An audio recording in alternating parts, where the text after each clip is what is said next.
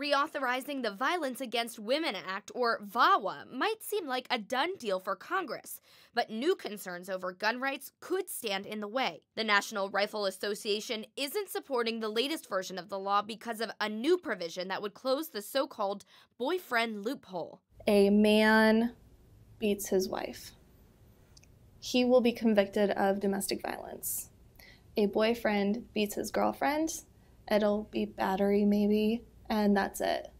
He can still go out and get a gun in some states. Right now, people convicted of domestic abuse are barred from buying or owning a firearm, but only if they've been married to the victim or lived with them at some point. Democrats in Congress are trying to extend this to current or former boyfriends and to stalkers. It's a battle they are eager to wage with the NRA. Speaker of the House Nancy Pelosi tweeted, "Members have a decision to make. Will they protect survivors of stalking and domestic abuse, or are they willing to allow their convicted stalkers and abusers to have access to firearms?" The NRA says they've never had to weigh in on VAWA before because it's never contained firearm provisions. They told Newsy in part, this is a result of the anti-gun leadership in the House holding VAWA hostage because they prefer to play politics. This should have been reauthorized last year in the same lame duck session. Instead, they held it over for the new Congress when they would control the House process.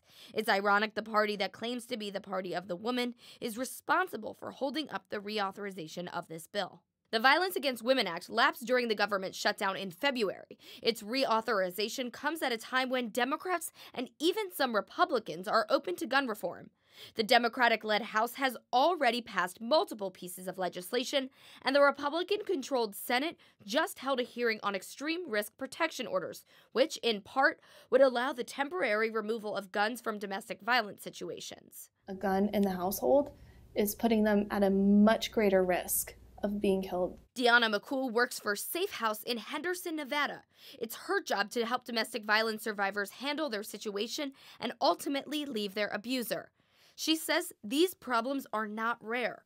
Everytown for Gun Safety reports on average 50 women per month are shot to death by intimate partners. Among other things, the bill would also provide resources to train first responders and law enforcement when they arrive in a hostile situation. This is something Congresswoman Katie Porter knows about firsthand. The first time I called for help, the officer who arrived told me that if I called for protection again, my children would be taken away from me. I waited weeks, but I did have to call for help again. And when I did, it was a huge difference. The officer who arrived told me I was brave. He told me I could survive.